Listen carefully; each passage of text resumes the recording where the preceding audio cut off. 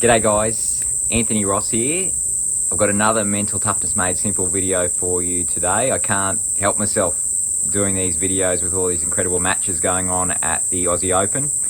As I have said before, the goal of these videos is really to help coaches, parents and players develop mental toughness more effectively.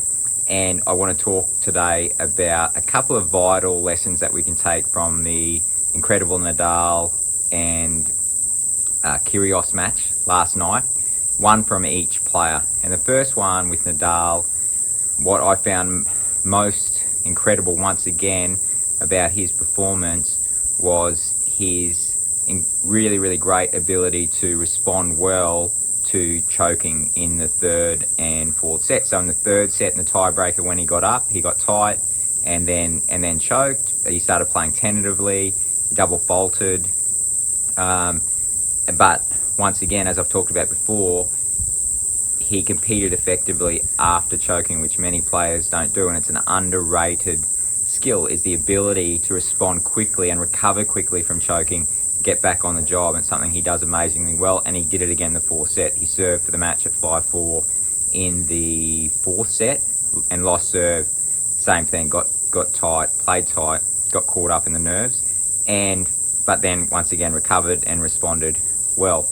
And so the key points here, if we're trying to help players generally in regards to getting tight and choking, one of the key things we can remember is to normalize the experience. So to help players understand it's a normal experience, and even communicate our admiration that the fact is, if people are choking, they are feeling all the nerves and they are willing to still put it on the line, still compete, which is not what a lot of players do. And that leads me into the second vital lesson, and this is more to do with Kyrgios. So traditionally, Kyrgios has not been willing or skilled enough to be able to tolerate the nerves, and so therefore he has actually, his habits over the years have very likely been caused by the habit of actually controlling difficult emotions. So he has successfully, over the last few years, developed this habit of controlling fear, reducing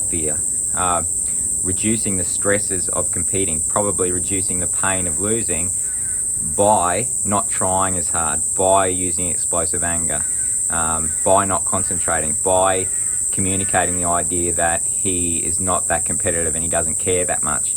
But in reality, in most players' circumstances who have these habits and develop these habits, actually it is because they care so much. It is because they're so competitive and they feel the emotions of competing so strongly, the fears of possible losing, the frustrations of not doing as well as they want. So they tend to develop these emotional control techniques which serve to reduce all the difficult feelings. And so the great progress that Kyrgios has made this tournament, for sure it's his best performance over a number of matches where he seems as though he's moving along the path which I've talked about before, of the 4 steps of developing more of an ability to tolerate or to have the difficult emotions.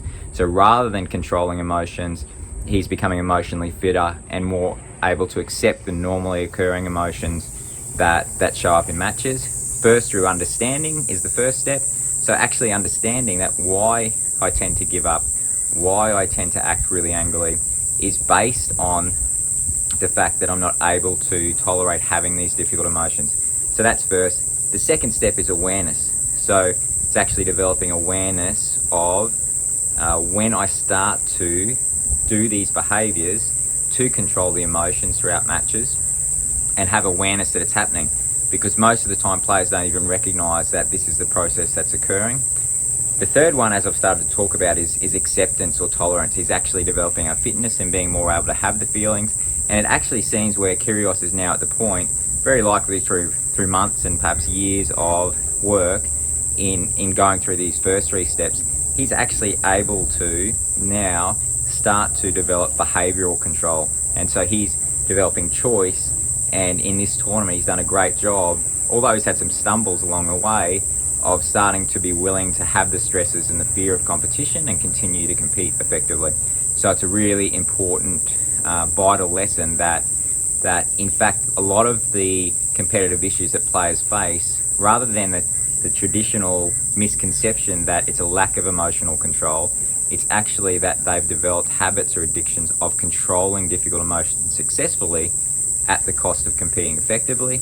And what we need to do is lead them down the path of actually being controlling emotions less and being able to accept and tolerate these difficult, normally occurring emotions more, so they have the choice in how they respond to them, and hopefully in ways that lead to more competitive effectiveness, which it appears that Nick is heading down that road. So really awesome match, incredibly good opportunity to reflect on both choking and how we can help players around choking from Nadal's example, and also the example of Kyrgios in that they're moving along the path of competing more effectively and overcoming such common habits as not trying, explosive anger, lack of concentration, excuse making, and so forth.